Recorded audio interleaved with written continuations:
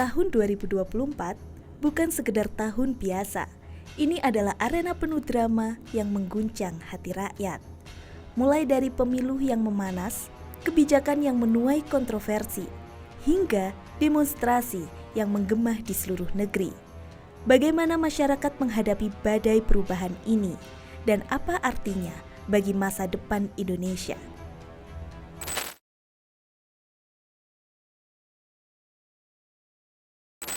Di bulan Januari ini, panggung demokrasi kita dipenuhi intrik, ambisi, dan kekhawatiran yang membayangi perjalanan bangsa. Pemilihan umum sudah di depan mata. Setidaknya, lebih dari 20.000 legislator dan 548 kepala daerah akan dipilih dalam 1 tahun ini, menentukan arah masa depan kita. Namun, tantangan besar mengintai.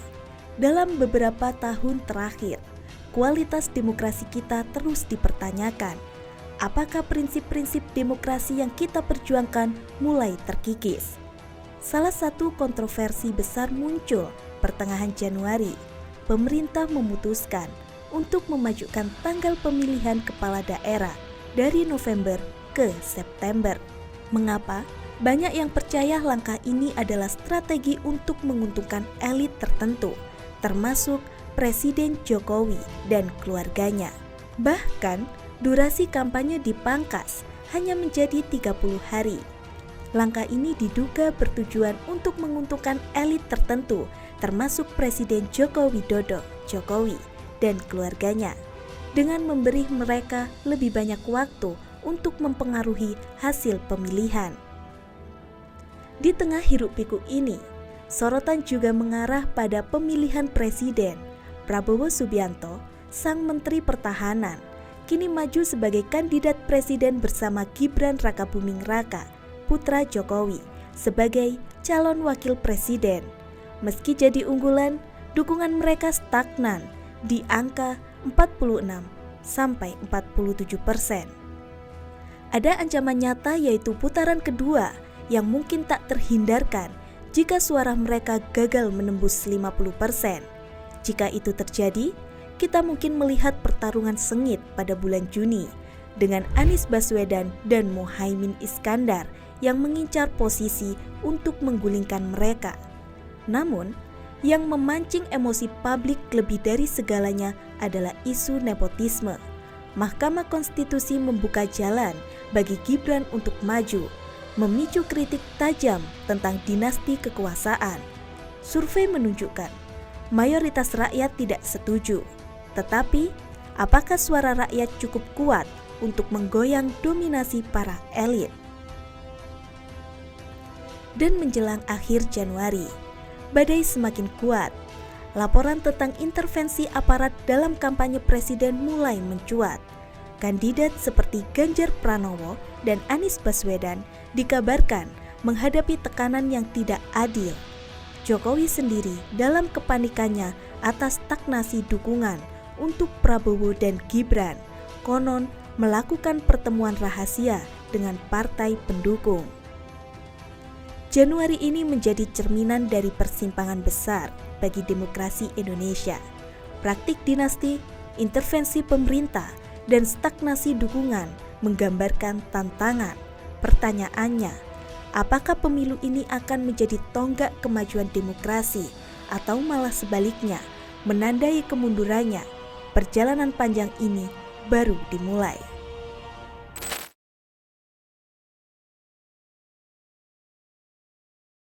Pada tanggal 14 Februari, jutaan rakyat dari Sabang sampai Merauke bergerak ke tempat pemungutan suara. Pilihan mereka menentukan siapa yang akan memimpin negeri ini. Pasangan Anies Baswedan, Muhaimin Iskandar, Prabowo Subianto, Gibran Rakabuming Raka, atau Ganjar Pranowo Mahfud MD. Di balik layar pemilu 2024, bayangan kecurangan membayangi.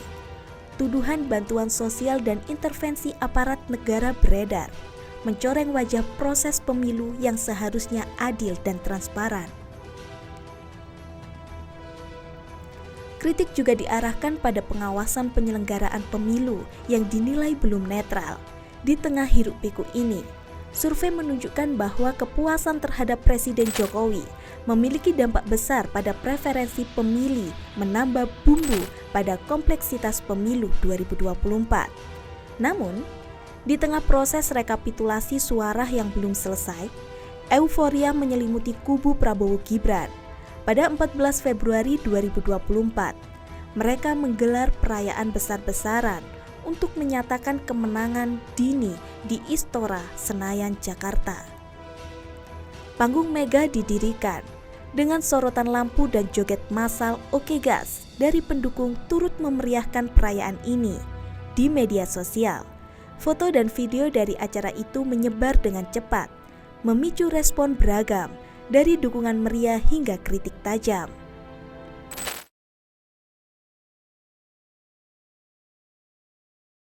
Maret 2024, Indonesia memasuki babak penting dalam perjalanan pemerintahannya. Pada tanggal 20 Maret, Komisi Pemilihan Umum (KPU) resmi mengumumkan pemenang pemilu. Setelah 3 kali mencoba, Prabowo Subianto akhirnya meraih kemenangan bersama Gibran Rakabuming Raka sebagai wakilnya dengan suara 58,58%. Pasangan ini memecahkan dominasi pesaing dan menghindari putaran kedua. Sebuah sejarah baru, namun juga awal dari tantangan besar. Pemilu kali ini tak hanya tentang presiden dan wakilnya. Peta kekuatan partai politik di parlemen juga berubah. 8 partai berhasil melewati ambang batas 4%, menciptakan sejarah baru. Koalisi partai-partai rival Prabowo Gibran kini memiliki kekuatan yang cukup besar untuk mengimbangi pemerintahan, sebuah dinamika yang membuka peluang perbaikan demokrasi. Namun, seperti biasa, kemenangan Prabowo Gibran datang dengan kontroversi. Sepanjang Maret, isu tentang penggunaan Sirekap dalam pemilu memicu perdebatan panas. Banyak yang mempertanyakan integritas sistem ini. Mereka mengkhawatirkan bahwa teknologi yang seharusnya mempermudah malah merusak kepercayaan publik. Sebuah gelar jenderal kehormatan yang dianugerahkan kepada Prabowo juga mengundang kritik. Apakah ini penghormatan yang pantas atau hanya langkah untuk memperkuat citra? Dan tentu saja, tidak semua pihak menerima hasil pemilu dengan terbuka. Gugatan ke Mahkamah Konstitusi mulai bermunculan. Dari 21 Maret hingga April, persidangan perselisihan hasil pemilu (PHPU) menjadi arena pertempuran baru, memperlihatkan kekecewaan beberapa pihak terhadap hasil pemilu yang diumumkan. Sebuah pertanyaan besar menggantung di udara. Apakah demokrasi kita cukup kuat untuk menavigasi badai ini? Di sisi lain, agenda negara tak berhenti di sini. Maret juga menjadi bulan persiapan untuk pilkada serentak pada November mendatang. Tapi apa yang kita lihat? Jumlah calon tunggal terus meningkat, memunculkan diskusi tentang pragmatisme. Apakah ini tanda efisiensi atau sekedar cara mudah untuk mengunci kekuasaan? Maret 2024 adalah bulan penuh emosi dan tantangan, membuka jalan bagi arah baru Indonesia. Sebuah masa yang membuktikan bahwa demokrasi kita adalah perjalanan panjang dan perjuangan itu belum selesai.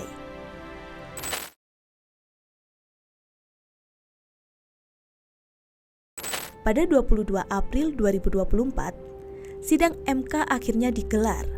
3 hakim MK menyuarakan dissenting opinion mereka dalam perkara sengketa hasil pemilu presiden yang menjadi sorotan luas. Pasangan Anies Baswedan, Muhaimin Iskandar, dan Ganjar Pranowo, Mahfud MD yang merasa dirugikan, menggugat hasil pemilu dan meminta keadilan.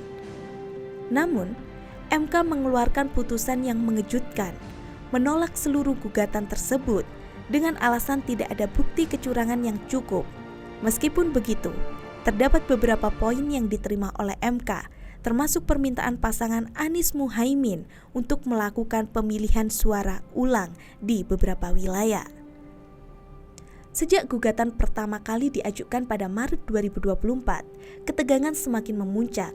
Anies dan Muhaimin mengklaim ada praktik kecurangan dalam pemilu yang merugikan mereka. sementara Ganjar dan Mahfud menginginkan diskualifikasi bagi pasangan Prabowo Gibran dan meminta pemilihan ulang di beberapa daerah yang dianggap bermasalah. Ketidakpuasan semakin terasa di kalangan pendukung mereka yang merasa bahwa hasil pemilu tak mencerminkan proses yang adil dan transparan. Begitu putusan MK diumumkan, reaksi keras datang dari para pendukung Anies dan Ganjar. Mereka mengecam keputusan MK yang dianggap tidak menggambarkan keadilan dan menyebut proses pemilu sebagai sesuatu yang tidak transparan. Sementara itu, para analis politik dan media menganggap putusan ini sebagai akhir dari kontroversi besar dalam pemilu 2024. Kemenangan Prabowo Gibran pun semakin solid meski dibayang-bayangi oleh protes dan kekecewaan dari kubu oposisi. Putusan MK ini menciptakan perbedaan tajam di antara para pendukung yang puas dengan hasilnya dan mereka yang merasa diperlakukan tidak adil. Proses perselisihan ini juga menegaskan betapa besar peran Mahkamah Konstitusi dalam menjaga integritas sistem demokrasi Indonesia. Namun, di balik proses hukum yang sudah selesai, banyak yang bertanya, apakah ini benar-benar mencerminkan keadilan yang sejati bagi seluruh rakyat Indonesia, atau apakah ini hanya sebuah titik dalam perjalanan panjang yang penuh tantangan bagi demokrasi kita? April 2024 menjadi saksi bisu dari sebuah proses hukum yang nyatanya tak mampu menentukan nasib pemimpin negara.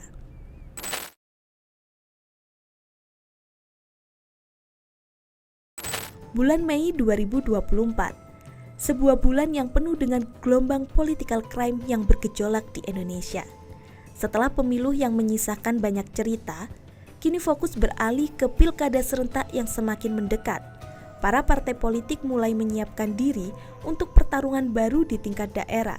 Sementara di tengah persiapan tersebut, kontroversi baru kembali mencuat. Belum selesai, masyarakat naik pitam dengan kontroversi Mahkamah Konstitusi. Di awal Mei 2024, Mahkamah Agung mengeluarkan keputusan kontroversial yang mengubah ketentuan usia calon kepala daerah. Keputusan ini menyatakan bahwa usia calon dihitung pada saat pelantikan, bukan saat pendaftaran. Keputusan ini langsung mengundang perdebatan sengit.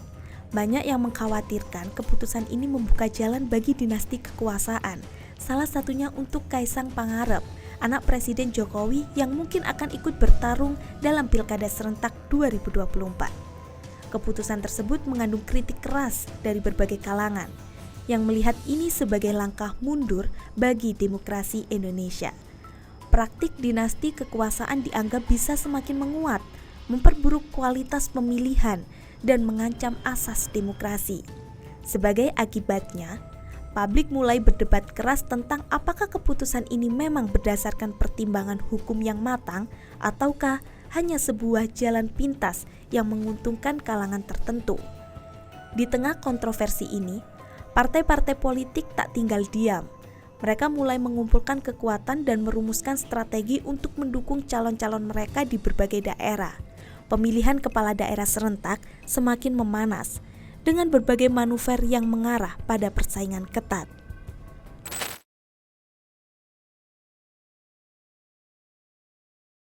Pada awal bulan Juni, Presiden Joko Widodo mengadakan pertemuan penting dengan para ketua umum partai-partai dalam Koalisi Indonesia Maju. Di hadapan Prabowo Subianto dari Partai Gerindra dan Zulkifli Hasan dari Partai Amanat Nasional (PAN), Jokowi mengungkapkan kekhawatirannya.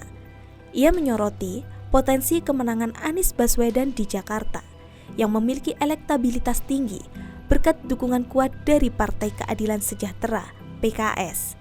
Jokowi menganggap bahwa hal ini bisa mengubah peta pemerintahan di Jakarta dan karena itu ia menyarankan agar koalisi mendukung Ridwan Kamil sebagai calon gubernur Jakarta. Pada 14 Juni, Zulkifli Hasan akhirnya mengkonfirmasi bahwa dalam pertemuan itu, seluruh ketua umum partai sepakat mendukung Ridwan Kamil untuk bertarung di Jakarta. Semua pihak sepakat bahwa Ridwan Kamil memiliki peluang besar untuk menyaingi Anies dan ini merupakan langkah strategis untuk mempertahankan kekuatan di ibu kota. Namun, dinamika ini juga diwarnai dengan masalah baru, yaitu mencuatnya kabar di mana sistem-sistem pendataan data nasional (PDN) dilaporkan mengalami pembobolan besar-besaran oleh peretas. Sistem yang mengelola data sensitif jutaan warga Indonesia ini menjadi sasaran serangan siber yang mengakibatkan informasi pribadi warga terekspos ke publik. Insiden ini menimbulkan kekhawatiran luas tentang keamanan sistem pemerintahan dan kepercayaan terhadap pemerintah. Kasus pembobolan data ini tidak hanya menghebohkan masyarakat, tetapi juga menjadi bahan serangan dari pihak-pihak yang berseberangan dengan koalisi pemerintah. Kritik deras mengalir, menyoroti kelemahan dalam pengelolaan teknologi informasi pemerintah di era digital ini. Meski tengah menghadapi ancaman besar di Jakarta dan isu keamanan data nasional, Koalisi Indonesia Maju terus bergerak cepat. Dukungan penuh terhadap Ridwan Kamil menunjukkan keseriusan koalisi untuk tetap mempertahankan posisi strategis mereka di Jakarta. Sementara, pemerintah berjanji untuk memperkuat sistem keamanan digital demi mencegah insiden serupa di masa depan.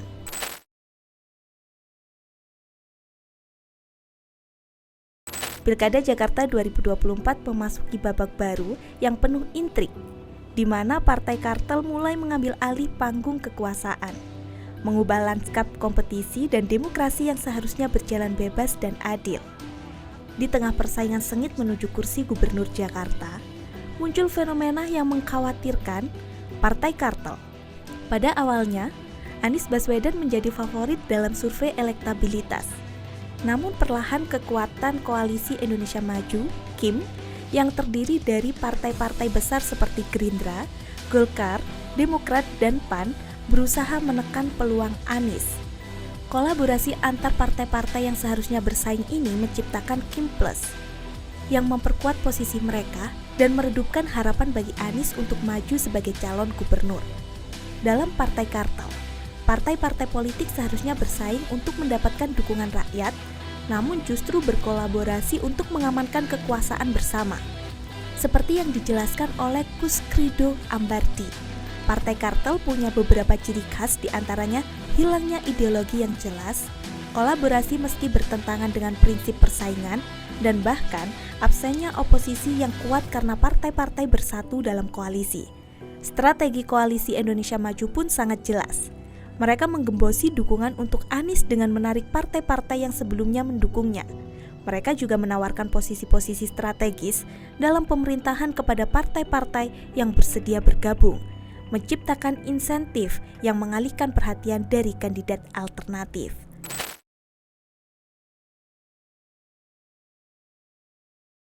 Agustus 2024 dimulai dengan hiruk-pikuk kontroversi yang melibatkan proyek ambisius Ibu Kota Nusantara, IKN. Pada perayaan kemerdekaan 17 Agustus, IKN menjadi panggung utama untuk memperkenalkan visi besar masa depan Indonesia. Namun, acara ini menjadi bahan perdebatan karena digelar secara eksklusif, hanya mengundang pejabat tinggi, pengusaha, dan influencer terkenal. Banyak masyarakat yang mempertanyakan mengapa acara simbolik seperti upacara kemerdekaan tidak melibatkan warga lokal atau masyarakat umum. Kehadiran para influencer di acara tersebut memicu kritik tajam di media sosial, dengan tuduhan bahwa pemerintah lebih mementingkan pencitraan daripada keterlibatan rakyat. Kritik semakin memanas ketika publik mulai menyoroti anggaran besar yang digunakan untuk mengundang influencer. Sementara, kondisi masyarakat sekitar IKN masih minim fasilitas dasar. Kontroversi ini menempatkan pemerintah dalam sorotan, menunjukkan jurang antara ambisi pembangunan besar-besaran dan kebutuhan masyarakat lokal yang belum terpenuhi. Pada Agustus 2024, langit Indonesia dipenuhi dengan ketegangan, seiring dengan keputusan Mahkamah Konstitusi (MK) yang mengguncang sistem pemilihan kepala daerah. Sebuah keputusan yang bertujuan untuk memperluas ruang bagi calon-calon kepala daerah, namun memicu protes keras dari masyarakat. Tanggal 20 Agustus 2024, Mahkamah Konstitusi mengeluarkan putusan bersejarah yang membatalkan ketentuan ambang batas pencalonan kepala daerah dan mengubah syarat usia calon. Keputusan ini dianggap sebagai angin segar bagi demokrasi.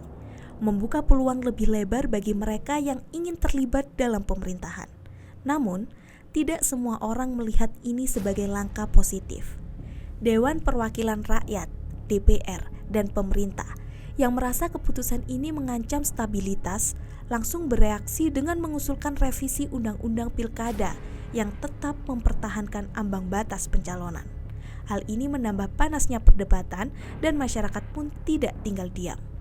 Pada 22 Agustus 2024, gelombang protes besar-besaran terjadi di berbagai kota. Ratusan ribu orang turun ke jalan, mengusung spanduk dan poster yang menuntut DPR untuk menghentikan pembahasan revisi UU Pilkada. Mereka menganggap bahwa langkah tersebut hanya akan menguntungkan elit penguasa, sementara suara rakyat akan semakin terkekang.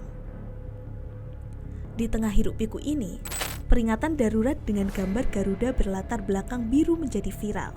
Simbol ini seakan menjadi peringatan bagi semua pihak. Jika proses Pilkada 2024 ini tidak berjalan sesuai dengan prinsip demokrasi, maka Indonesia beresiko kehilangan arah. Gelombang protes ini bukan hanya tentang revisi undang-undang, tapi juga tentang keinginan masyarakat untuk memastikan bahwa demokrasi tetap hidup, tidak dikendalikan oleh kekuatan elit penguasa. Sebuah peringatan bahwa meskipun oknum pejabat seringkali penuh intrik, kekuasaan sejati tetap berada di tangan rakyat yang berhak menentukan masa depan mereka.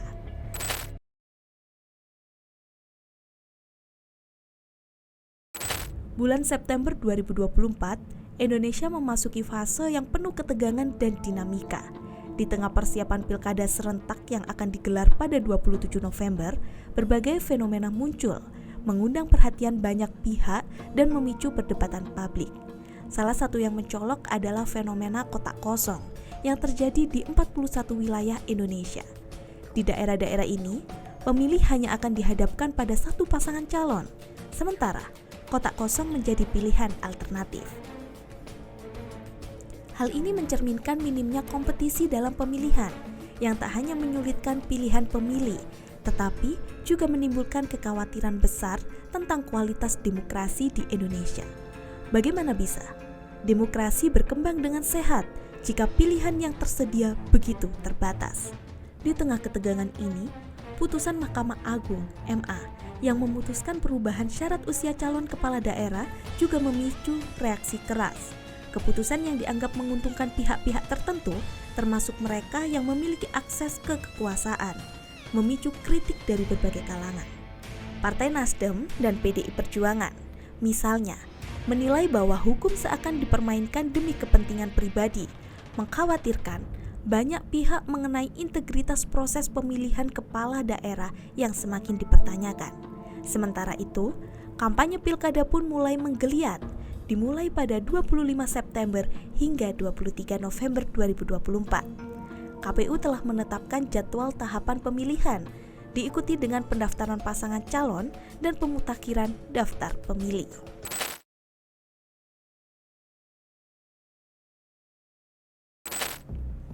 Oktober 2024 membawa kejutan yang tak hanya terkait dengan transisi pemerintahan, tetapi juga kebijakan awal yang diambil oleh Presiden Prabowo Subianto dan Wakil Presiden Gibran Rakabuming Raka, terutama dalam pembentukan kabinet. Di tengah spekulasi mengenai komposisi kabinet, nama Sri Mulyani kembali diumumkan sebagai Menteri Keuangan. Keputusan ini dianggap sebagai upaya mempertahankan stabilitas ekonomi di tengah tantangan global dan domestik. Sri Mulyani dengan rekam jejak sebagai Menteri Keuangan selama 2 periode sebelumnya diakui atas kemampuannya menjaga disiplin fiskal dan menarik investasi. Namun, pengangkatannya juga memicu pro kontra.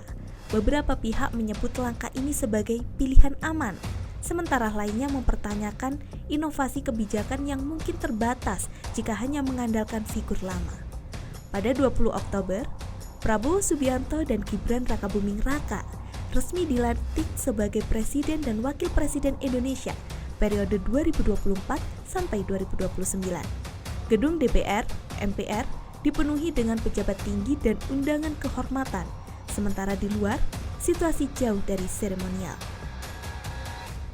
Demonstrasi oleh koalisi warga memprotes transisi kekuasaan yang dianggap tidak lepas dari warisan pemerintah sebelumnya, meliputi isu pelanggaran hak asasi manusia, korupsi, hingga ketimpangan sosial. Para demonstran membawa poster-poster penuh kritik, tetapi suara mereka dengan cepat dibungkam. Aparat keamanan membubarkan aksi secara cepat, bahkan merampas poster yang dibawa. Wana Alamsyah, koordinator aksi, menyebut tindakan ini sebagai cermin demokrasi yang kian pudar di Indonesia. Ia menegaskan bahwa pembungkaman kritik adalah tanda buruk bagi masa depan kebebasan berpendapat di era pemerintahan baru. Di sisi lain, ketika Prabowo berkampanye, ia menjanjikan pembentukan Zakon kabinet profesional yang diisi oleh para ahli di bidangnya, bukan politisi. Namun, kenyataannya yang muncul setelah pelantikan adalah kementerian gemuk dengan jumlah menteri yang lebih banyak dari kabinet Jokowi. Komposisi kabinet ini didominasi oleh representasi partai-partai koalisi besar, mencerminkan pembagian jatah jabatan untuk menjaga stabilitas koalisi. Penambahan portofolio kementerian juga menuai kritik. Banyak pihak melihat langkah ini sebagai upaya memperkuat loyalitas Prabowo, alih-alih efisiensi pemerintahan. Bahkan, beberapa lembaga baru yang dibentuk dianggap tumpang tindih dengan kementerian yang sudah ada, memunculkan kekhawatiran akan pembengkakan anggaran dan birokrasi yang kurang efektif. Di bulan ini, posisi utang pemerintah tercatat telah menembus 8.560 triliun. IMF memproyeksikan rata-rata rasio utang terhadap PDB pada 5 tahun pemerintahan Prabowo di kisaran 40%.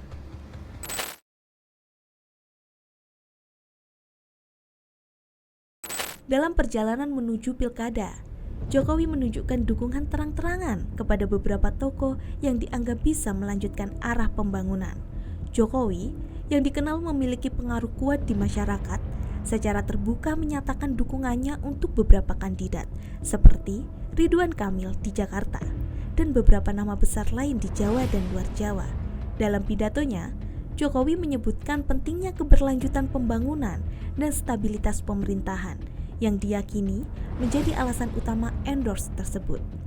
Namun, endorse ini memicu kritik. Beberapa pihak menganggap bahwa dukungan langsung dari seorang presiden yang seharusnya menjaga netralitas bisa memengaruhi independensi pemilih. Di media sosial, topik ini menjadi perdebatan panas, dengan tagar seperti netralitas pemilu viral, memperlihatkan masyarakat yang terbelah antara mendukung langkah Jokowi atau mempertanyakannya. Seorang pengamat politik menyoroti fenomena ini sebagai presiden yang tetap menjadi kingmaker, mencatat bahwa popularitas Jokowi adalah aset yang dimanfaatkan sepenuhnya oleh koalisi pendukung pemerintah. 27 November 2024 menjadi tonggak sejarah bagi demokrasi Indonesia. Hari itu, bangsa ini menyelenggarakan pilkada serentak terbesar, melibatkan 545 wilayah, 37 provinsi, 93 kota, dan 415 kabupaten. Sebuah pesta demokrasi yang mencakup lebih dari 200 juta pemilih, dengan setiap individu memberikan 2 suara untuk gubernur dan untuk bupati atau wali kota, kecuali di DKI Jakarta yang hanya memilih gubernur. Namun, tidak semua berjalan mulus. Di beberapa daerah, seperti Sumatera Utara, proses pemungutan suara di lebih dari 110 TPS harus ditunda akibat banjir bandang. Di kawasan lain, laporan mengenai dugaan kampanye uang mencuat dengan temuan dari PPATK yang mengungkap adanya aliran dana dari luar negeri ke rekening beberapa partai politik.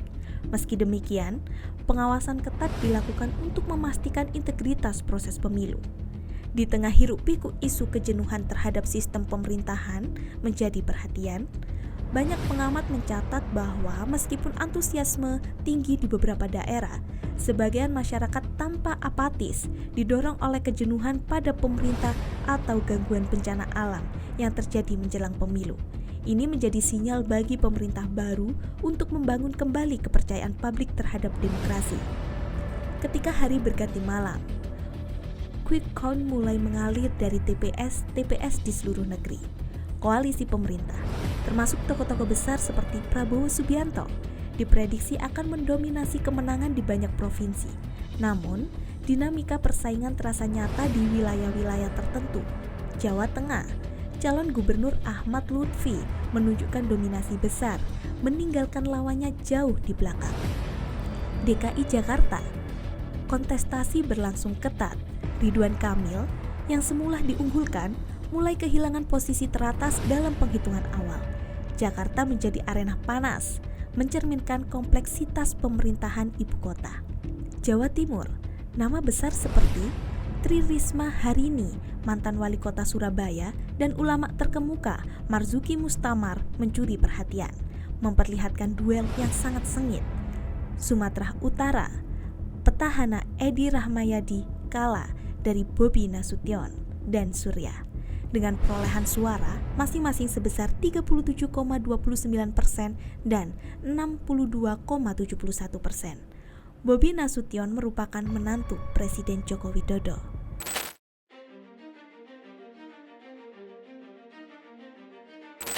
Menuju penghujung tahun, Badan Pengawas Pemilu (Bawaslu) yang bertugas menjaga integritas pemilu mencatat 59 dugaan pelanggaran terkait kampanye dengan uang di berbagai daerah.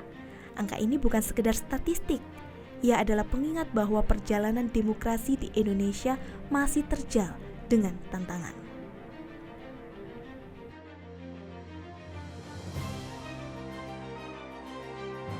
Di tengah kekacauan negara ini, muncul kritik tajam terhadap bagaimana nilai-nilai Pancasila seringkali hanya menjadi retorika.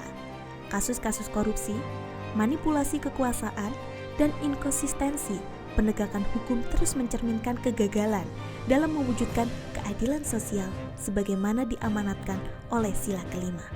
Politik seharusnya menjadi upaya dan bentuk perjuangan untuk mendapatkan dan menjalankan kewenangan secara efektif, efisien, dan transparan untuk mewujudkan kesejahteraan masyarakat, bukan sebagai kendaraan untuk kepentingan elit semata.